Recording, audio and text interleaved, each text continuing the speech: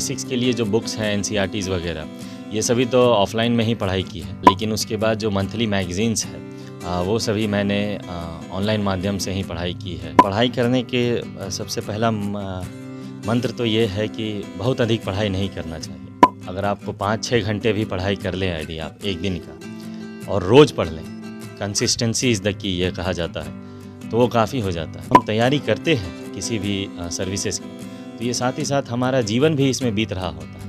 एक युवा जीवन है जो इसमें बीत भी रहा है। तो एक कोट भी है, आप जानते होंगे कि I live for it but it also takes my life away.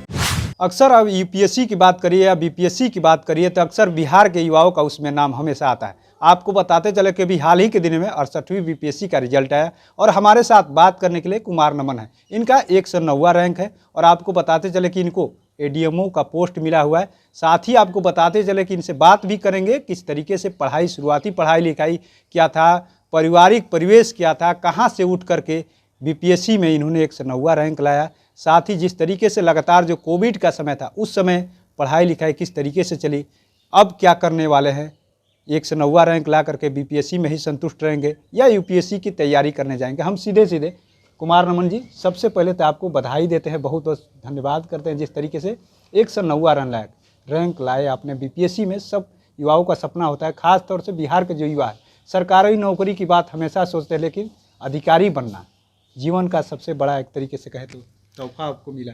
किस तरीके से देख रहे हैं आप इसको? जी बहुत बहुत धन्यवाद।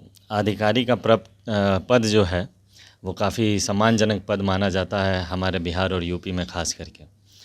ये प्राप्ति हुई है और काफ़ी दिनों से इसकी तैयारी मैं कर रहा था। जब से ग्रेजुएट हुआ हूँ तब से यही लक्ष्य था।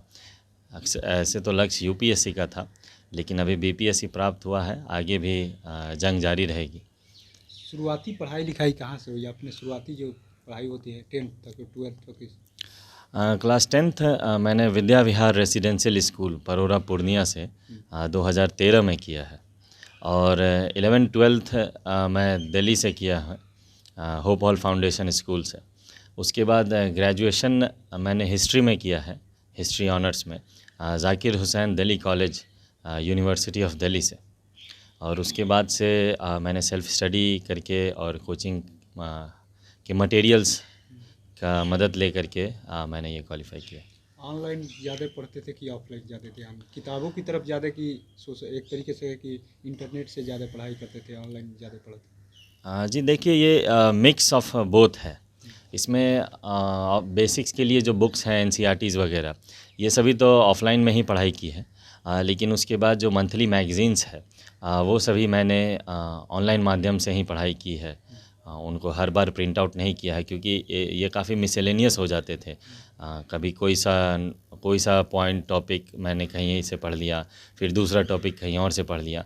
इस वजह से ऑनलाइन में का सहायता लेना इसमें काफ़ी हेल्पफुल होता है। काफ़ी बिहार स्पेशल कहा जाता है पढ़ाई के लिए, उसके बाद करंट अफेयर, दोनों को पढ़ने के लिए आप क्या मटेरियल का कुछ बताइएगा कि?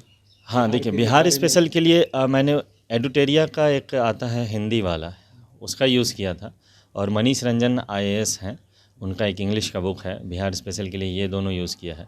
क्राउन से भी थोड़ी बहुत मदद ली है। और दूसरा आपने पूछा करंट अफेयर्स का, तो करंट अफेयर्स के लिए विज़न का मंथली मैगज़ीन मैं पढ़ता हूँ। मेंस के लिए तो खास करके 3-4-5 महीने पहले का वो काफ़ी हेल्पफुल होता है विज़न का मंथली मैगज़ीन। और प्रीलिम्स के लिए एडुटेरिया का ही जो आता है एनुअल, बीपीएससी के लिए वो पढ़ा था मैंने। एक आपका पिक्चर देखे हुए थे, एक जगह जा रहे थे, भीड़ में जाते हुए, आपके पापा विधायक भी हैं, तो वहाँ से यहाँ तक अधिकारी की तरफ कैसा लग रहा है? एक तरीके से कहे तो नेतागिरी से आप पापा इधर आ गए, पापा नेता हैं और आप इधर अधिकारी बनने जा रहे हैं। जी देखिए, पिताजी मेरे विधायक 2020 में बने हैं, लेकिन 1984 से वो सब इंस्पेक्टर से प्रमोट होकर के फिर वो डीएसपी से रिटायर्ड हुए हैं। तो 30+ ईयर्स ऑफ उनका पुलिस सर्विस में एक्सपीरियंस रहा है। तो 3 वर्ष की नेतागिरी है, लेकिन 30 वर्ष का पदाधिकारी का संघर्ष रहा है। और साथ ही साथ उस परिवेश में मैं बड़ा हुआ हूँ। हमारे परिवार के अन्य लोग भी पुलिस विभाग में हैं, तो उससे प्रेरणा मिली है हमेशा से। और नेतागिरी वाला कम प्रेरणा मिला, यही आप कहना चाहते हैं? क्योंकि सब लोग अधिकारी बने, नौकरी करें अगर, इसलिए जी, नेतागिरी शब्द तो इस्तेमाल नहीं करूँगा। समाज समाज सेवा सेवा भी कर हमेशा सकते से हुई है, हमारे परिवार के माध्यम से तो हुई ही है। एक पिक्चर हम देखे एक जगह, क्योंकि वो दिख रहा है कि आप आगे आगे चल रहे हैं और पीछे लोग हैं। जी, यदि आप विधायक के घर में रहते हैं तो हमेशा लोग आते हैं जाते हैं, उनकी सेवा करना, उनको खिलाना पिलाना बैठाना और लोगों का स्वागत करना, ये सभी तो जुड़ ही जाता है। फिर साथ में आप पढ़ाई भी कर सकते हैं। इस बीच में कैसे कर पाते थे मैनेज, क्योंकि विधायक हैं, लोग आते रहेंगे, बेल बजती है, सब लोग आते हैं दरवाजे पर, मदद करना है, सबको सेवा करना है, और फिर आप बेटा है तो आपकी जिम्मेदारी बड़ी है, तो कैसे करते थे सब कुछ? जी देखिए, पढ़ाई करने के सबसे पहला मंत्र तो ये है कि बहुत अधिक पढ़ाई नहीं करना चाहिए। अगर आपको 5-6 घंटे भी पढ़ाई कर लें यदि आप एक दिन का और रोज़ पढ़ लें, तो कंसिस्टेंसी इज़ द की ये कहा जाता है, तो वो काफ़ी हो जाता है। तो मैं 4 से 5 घंटे ही रोज़ पढ़ता हूँ एक्चुअली में, अगर आप इफ़ेक्टिव आवर्स की बात करें तो। मैं सारा दिन किताब खोल के भी नहीं बैठा रहता हूँ, और उसके अलावा न्यूज़पेपर्स वगैरह इन सभी से सप्लीमेंट करता हूँ अपने रिसोर्सेज़ को। तो यदि आप ये सभी चीज़ें करेंगे तो उसके बाद भी आपके पास काफ़ी समय बचता है। आप यदि आप देखें मेरी इस जीवन के जर्नी को, तो 2018 से मैं ग्रेजुएट हूँ, 24 में अभी जॉब लगा है, तो 6 साल तो लग ही गए। और जब हम तैयारी करते हैं किसी भी सर्विसेज का, तो ये साथ ही साथ हमारा जीवन भी इसमें बीत रहा होता है। एक युवा जीवन है जो इसमें बीत भी रहा है। तो एक कोट भी है, आप जानते होंगे कि I live for it but it also takes my life away. तो मैं इसके लिए, इस तैयारी के लिए जी तो रहा ही था, साथ ही साथ मेरा जीवन भी बीत रहा है। तो पढ़ाई के अलावा भी कई चीज़ें हैं जिसमें रुचि है, तो वो भी मैं साथ लेकर चलता हूँ हमेशा। पढ़ाई के अलावा किस किस चीज़ में रुचि है? आपने रुचि की बात कर ही दी, कौन सा खेल आपको पसंद है, या कौन सा गाना जिस तरीके से, कोई खास? देखिए, स्कूल में जब से मैं था तब से ही 4-5 स्पोर्ट्स खेले हैं। ताइक्वांडो में मैं नेशनल लेवल प्लेयर रहा हूँ, और साथ ही साथ बास्केटबॉल का भी स्टेट्स खेला है, हैंडबॉल का स्टेट्स खेला है। साथ ही साथ मैं मिमिक्री भी करता हूँ, शोज़ बहुत सारे होस्ट किए हैं। तो ये सभी रुचि है एक साथ, और भी बहुत सारी चीज़ें हैं। तो इन सब के बीच में भी मैं पढ़ाई कर लेता था। ये एक स्मार्ट वर्क से आप कर सकते हैं। कुछ आप सुना सकते हैं मिमिक्री करके कुछ भी फिलहाल? अब मिमिक्री तो अभी आप कर पाना मुश्किल है, अगर माइक वगैरह होता है, स्टेज रहता है, तो वो माहौल अलग हो जाता है। चलिए ठीक है, ये बताइए कि आपके जीवन में अभी अधिकारी बनने तक सबसे बड़ा योगदान किसका रहा? अक्सर तो लोग कहते हैं कि माता पिता का ही रहता है, लेकिन इसके अलावा भी परिवार के और लोगों का। अब कैसे, कोविड का समय था, उस समय कैसे आपने देखिए, यदि आप सब कुछ मैनेज किया? जी, योगदान में सबसे ज़्यादा योगदान तो हमारे पिताजी का ही रहा है। जीवन के जो भी फैसले लिए हैं, उनसे ही सलाह मशवरा करके ही लिया है। कुछ फ़ैसले गलत भी हुए हैं, कुछ फ़ैसले सही भी हुए हैं। तो जब भी मुझे कम्युनिकेट करना पड़ता है किसी से भी, तो वो मैं अपने पिताजी से करता हूँ। और वो पिता से बढ़कर के एक फ्रेंड, फिलोसोफर एंड गाइड भी रहे हैं। और यदि और कुछ लोगों का यदि योगदान रहा है, तो भाई का रहा है, माताजी का रहा है। कितने भाई बहन हैं आप? मेरे बस एक भैया हैं। एक भैया। और मित्रों का रहा है। मित्रों का नाम लेना बहुत अनिवार्य है, क्योंकि वो भी इस वीडियो को देखेंगे।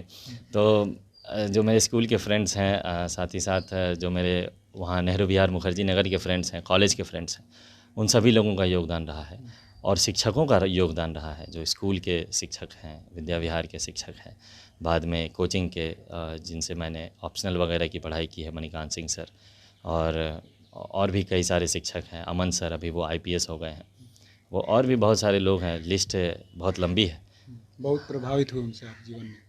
जी, प्रभावित भी रहा हूँ, और सीखने को मिला है। उन्होंने जब पढ़ाया है तो वो कंटेंट भी उन्हीं की वजह से जानकारी मिली है। अब आगे चल के क्या UPSC की तरफ जाना है आगे चल के?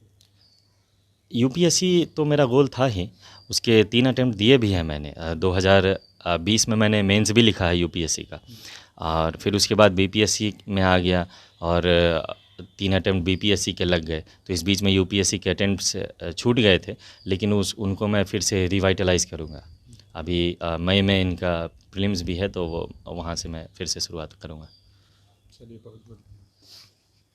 तो आपने सुना किस तरीके से कुमार नमन, जिनका BPSC 68वीं BPSC में 109वां रैंक है, और आपको बताते चले कि अब UPSC की तरफ भी जाएंगे, और जिस तरीके से इन्होंने बताया एक एक करके कि तमाम मिमिक्री का भी शौक़ है, अलग अलग शौक़ है, खेलने का, गेम का बहुत सारा शौक़ है, लेकिन जिस तरीके से इन्होंने अपने जीवनचर्या के बारे में एक एक करके बताया कि जिस तरीके से बेहद सादगीपूर्ण अपने इन्होंने बातों को रखा कि जिससे हमारे जो पापा हैं आदर्श है, उनसे हम फ्रेंडली बहुत कुछ सीखते हैं और आगे भी सीखते रहेंगे, क्योंकि इनके पापा के बारे में इन्होंने साफ साफ कहा कि वो एक अधिकारी रहे हैं और हमारा जो परिवार है अधिकतर लोग जो है सरकारी नौकरी ही करते हैं, तो उन लोगों से भी हम बहुत कुछ सीखे हैं, तमाम दोस्तों से भी बहुत कुछ सीखे हैं, तमाम जो गुरुजन है यानी शिक्षक आजकल जो जिसको कहा जाता है, सर कहा जाता है, उन लोगों से भी हम बहुत कुछ सीखे हैं और उनके मार्गदर्शन से ही हम इतना दूरी तक जो तय की है और आगे भी उन्हीं लोगों के मार्गदर्शन में दूरी जो है यूपीएससी का जो दूरी है उसको भी हम तय करने वाले हैं। तो ऐसे ही तमाम अपडेट से जुड़े रहने के लिए इनसाइडर लाइव देखते रहें।